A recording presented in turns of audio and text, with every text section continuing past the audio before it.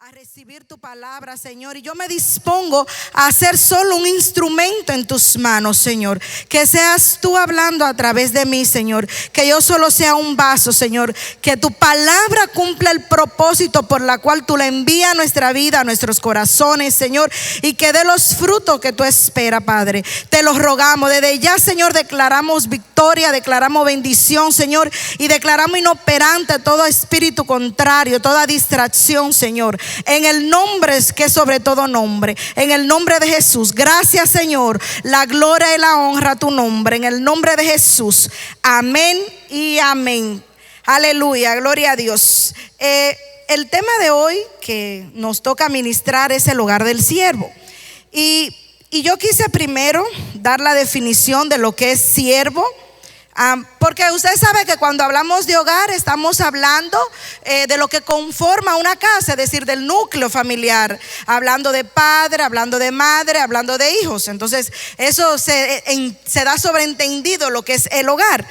Pero yo quería leerle lo que es el término siervo, porque cuando a uno hoy le dicen sierva del Señor, siervo del Señor, uno se siente halagado, hermano. Uno se siente, que ni se lo cree, hermano. Amén. De verdad, porque cuando usted mira esta definición, de verdad que tenemos que pensar, ¿será que realmente somos siervos del Señor? Pero todos los que estamos aquí somos siervos del Señor. Amén. Y dice el diccionario Vine que siervo viene de la palabra doulos, del griego 1401, que quiere decir esclavo. Originalmente el término más inferior en la escala de servidumbre vino también a significar uno que se entrega a la voluntad de otro. Entonces, para yo poder hablar del hogar del siervo, yo necesito entender esta palabra.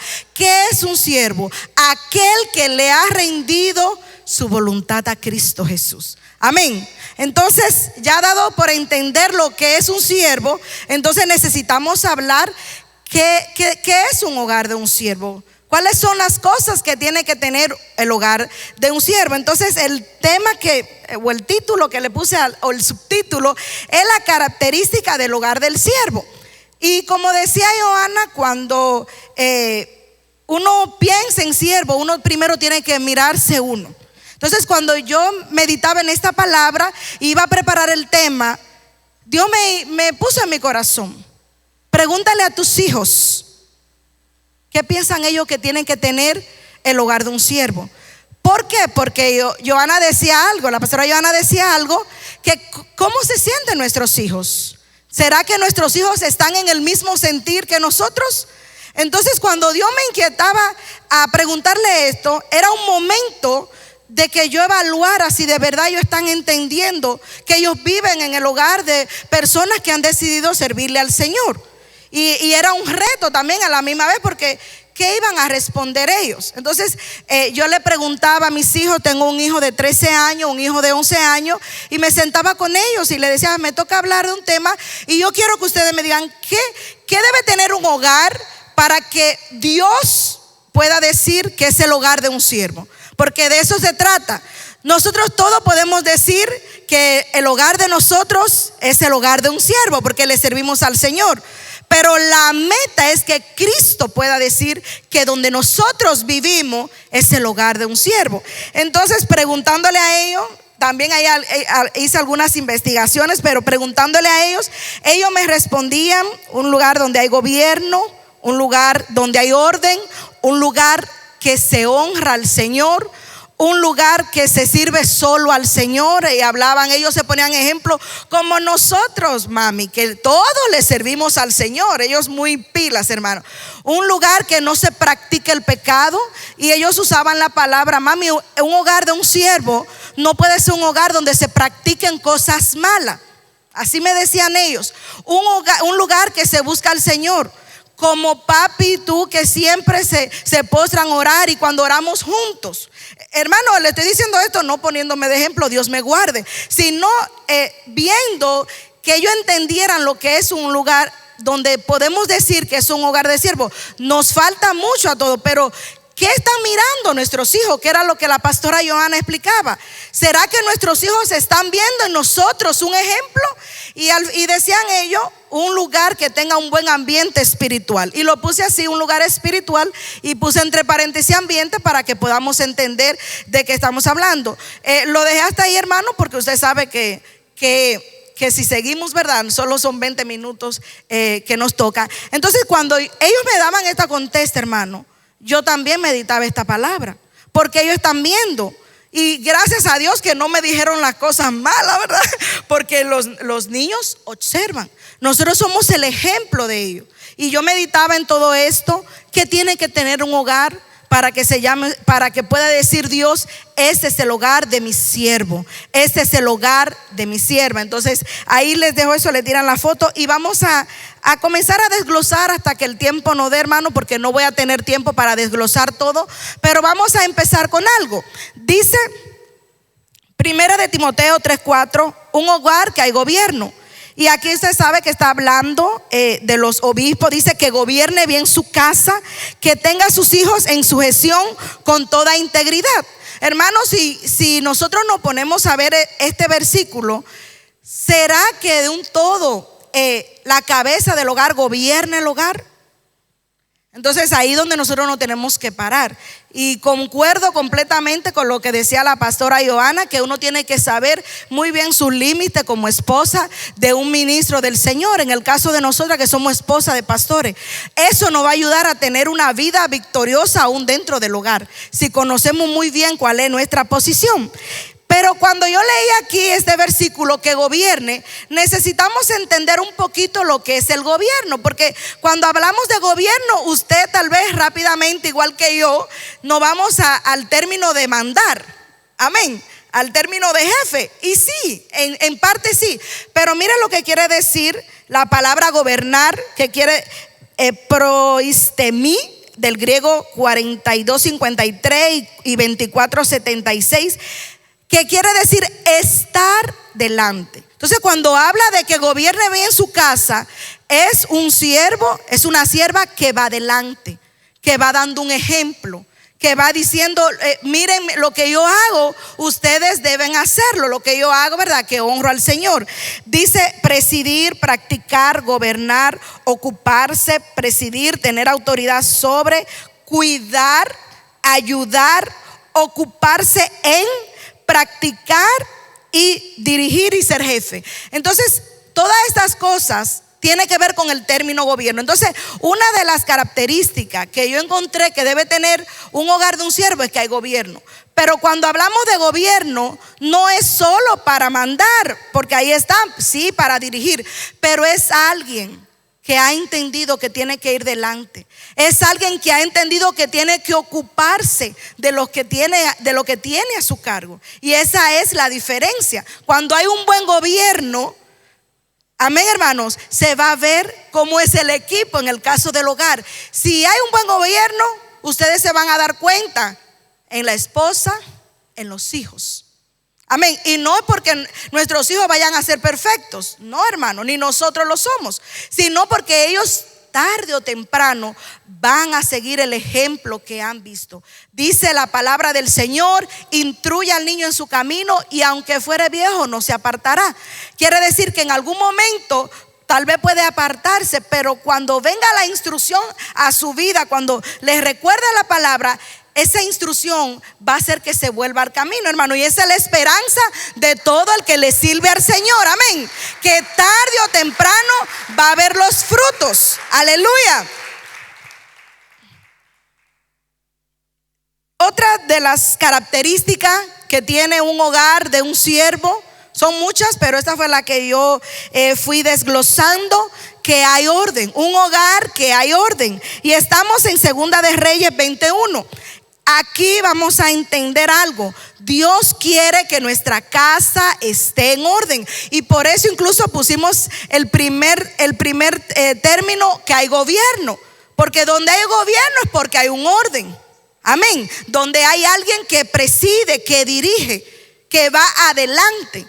Y lo otro que tiene que tener la característica del hogar de una persona que le sirve al Señor es que hay orden. Dice Segunda de Reyes 21: en aquellos días el rey Ezequías, dice aquí Ezequías, el rey Ezequías cayó enfermo de muerte, y vino a él el profeta Isaías, hijo de Amós, y le dijo: así dice el Señor, pon tu casa en orden, porque morirás y no vivirá. Y yo quise poner ese versículo, aunque tengo otros hablando del orden, pero aquí lo que quiero enfocar un poco es que Dios está interesado que tu casa y que mi casa estén en orden.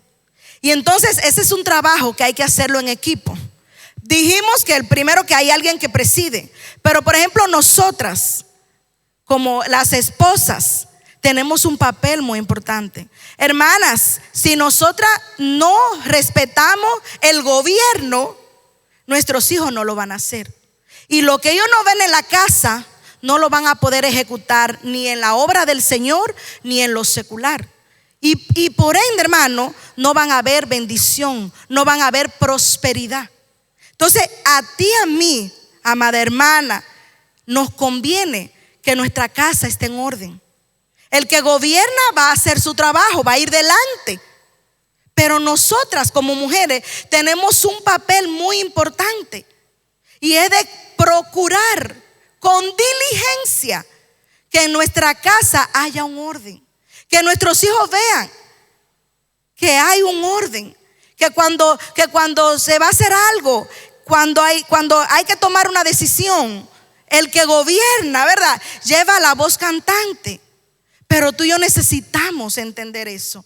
¿Por qué? Porque usted sabe que muchas veces nos dejamos dominar por las emociones, y nosotras mismas podemos llegar a que el hogar que se caracterizaba por ser un hogar de un siervo pueda hacer que ese hogar se vea fracasado. ¿Por qué?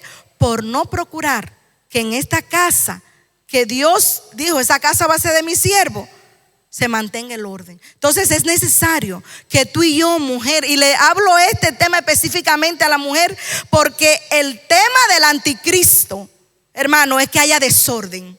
Entonces tú y yo como mujeres tenemos una función muy importante en los últimos tiempos, y es que en la casa de nosotros haya orden. Amén, hermanas.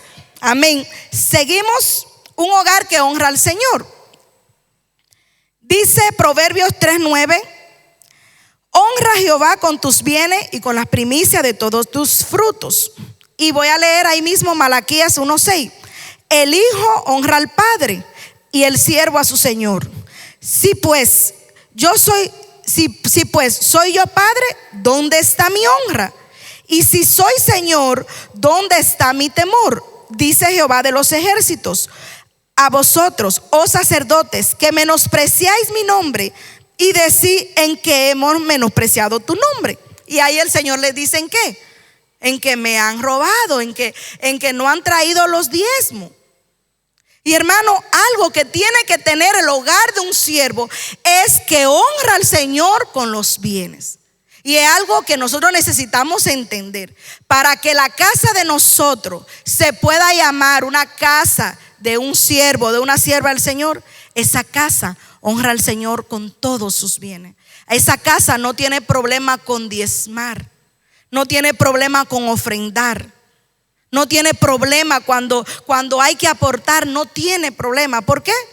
Porque sabe honrar al Señor, porque sabe que todo lo que hace, lo hace para su Señor. Amén. Que le ha rendido su voluntad. Por eso es que somos siervos. ¿Por qué es que somos siervos? Como decía la definición, porque le hemos entregado nuestra voluntad. Y qué tremendo, hermanos, que nosotros, por ejemplo, casas pastorales, que le decimos a los hermanos ofrenden y diezmen, y nosotros no diezmamos como pastores o como ministros. Qué tremendo sería, hermano, que nos cuesta traer el diezmo, hermano. Imagínese eso. Está bien cuando comencemos, hermano, ¿verdad? Porque ahí uno va aprendiendo, igual que los hermanos cuando comienzan. Pero ya nosotros en un ministerio que estamos viendo la mano de Dios y nos cuesta diezmar, y cuestionamos, y en la pandemia, así como vimos la mano de Dios, ¿verdad? Que los hermanos ahí fieles, pero nosotros ¿Fuimos fieles al Señor diezmando a nuestras autoridades? Entonces, eso caracteriza el hogar de un siervo. Porque miren, hermano, es que es tremendo. Es que el tema que decía la pastora Joana es el ejemplo. Nosotros somos el ejemplo. El problema es que nos confundimos porque nadie nos ve. De cierta manera, las ovejas no ven si usted diezma o no diezma. Ellos no saben si usted le diezma su cobertura. Pero el problema es que nosotros estamos en un reino espiritual. Y los espíritus, las entidades espirituales, ellos sí nos ven. Y eso es lo que nos va a poder quitar o dar solvencia a la hora de ejecutar cualquier cosa, aún en la obra, en nuestro ministerio. Y si usted está levantándose como ayuda en una casa, usted tiene que llevar la voz cantante, porque usted también quiere que cuando lo llamen venga a orar, venga a participar. Usted es un anciano de una casa, de una iglesia. ¿Cómo se le va a sujetar las entidades espirituales? ¿Cómo usted va a querer ser usado si usted no honra al Señor con sus bienes? Si usted no le sirve al Señor con sus bienes. Entonces esto es algo delicado. Necesitamos entender que el hogar de un siervo, el hogar de una sierva, tiene que honrar al Señor con todo lo que tiene, hermano. Amén. Para que se pueda decir que somos siervas y siervos del Señor, necesitamos honrar al Señor con todo. Y eso incluye nuestro bolsillo, hermano. Amén. Amén. Gloria a Dios. Y seguimos. Tengo primera de Samuel 2, 29 y 30, que dice: hogar que honra al Señor, dice: ¿Por qué habéis hollado mis sacrificios y mis ofrendas que yo mandé a ofrecer en el tabernáculo? Y has honrado a tus hijos más que a mí, engordando de los principales de todas las ofrendas de mi pueblo Israel. Por tanto, Jehová, el Dios de Israel, dice: yo había dicho que tu casa y la casa de tu padre andarían delante de mí perpetuamente, mas ahora ha dicho Jehová: nunca yo tal haga, porque yo honraré a los que me honran, y a los que me desprecian serán tenidos por poco. Y a mí me impactaba y me ministraba esta palabra, porque nosotros necesitamos entender que somos siervos del Señor y que nuestra honra principalmente y primeramente debe ser al Señor. Y aquí está hablándole a los sacerdotes. Amén. Aquí está hablando al sacerdote Elí, que sus hijos estaban haciendo cosas indebidas. El problema es que él no los corrigió, que él no lo estorbó. Entonces Dios le está reclamando: tú estás honrando a tus hijos más que a mí. Entonces, para que un hogar de nosotros pueda decir un hogar de siervos y sierva del Señor, es un hogar que honra al Señor. Es un hogar que primero pone a Dios antes que sus propios intereses. Eso es lo que caracteriza que nosotros podamos decir: somos siervos del Señor, porque honramos al Señor, porque nuestros hijos no son estorbo, porque nuestros hijos no son